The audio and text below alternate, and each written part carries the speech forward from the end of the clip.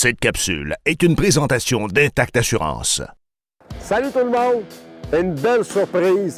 On est sur le site de recherche et développement de chez Polaris du côté des véhicules en route. On est au Minnesota et là, on teste un véhicule qu'on pense qu'il va avoir beaucoup de succès au Québec pour bien des environnements. On teste le Ranger 100% électrique, le Kinetic.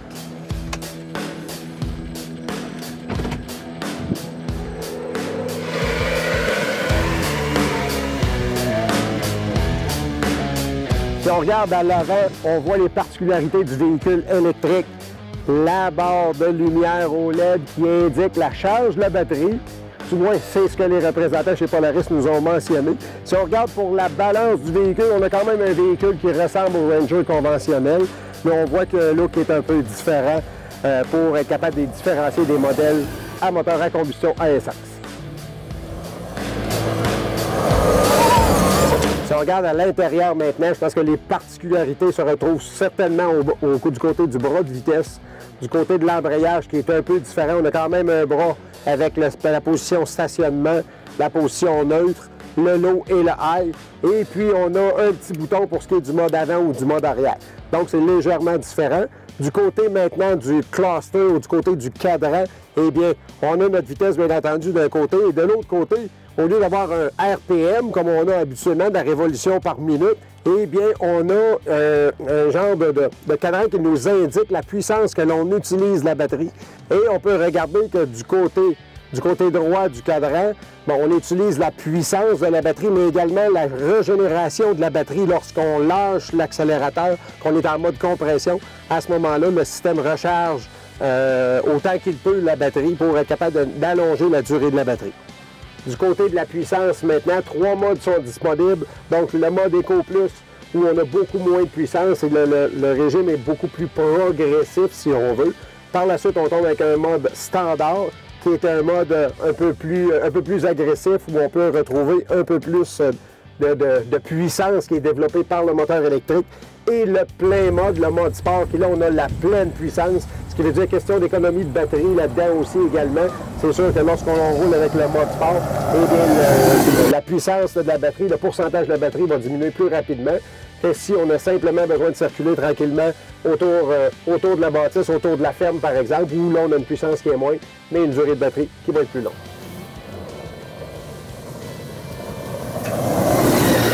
Côté recharge maintenant, on utilise le même endroit qu'on utilise sur les véhicules à essence. Donc, on a tout simplement une trappe avec un système qui nous permet de venir brancher le système de recharge. Il faut dire que le système de recharge est vendu avec le véhicule.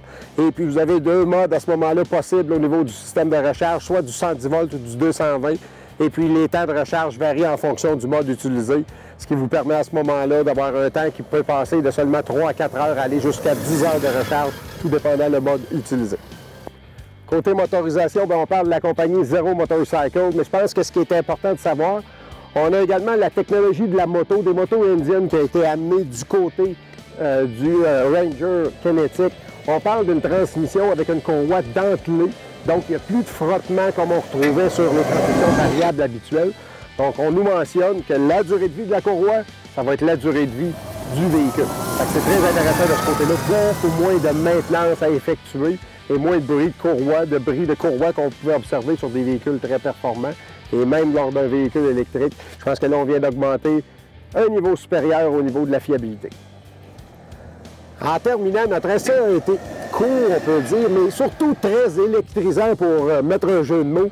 C'est très performant pour un véhicule qui n'a pas de son. On est habitué à avoir de la performance qui vient avec le son, surtout dans le mode en route, bien entendu.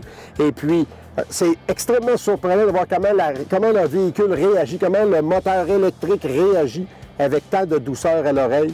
Maintenant, on se rend compte pourquoi les manufacturiers vont probablement être obligés de travailler sur autre chose au niveau du bruit, parce qu'on entend beaucoup plus le bruit de roulement. Et je pense que Polaris, vraiment chapeau.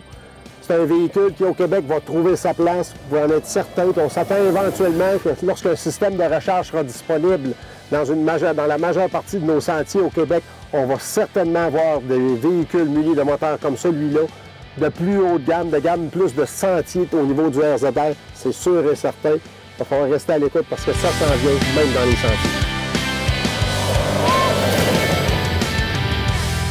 Si vous avez aimé ce que vous avez vu, abonnez-vous à notre chaîne YouTube et surtout, laissez-nous vos commentaires.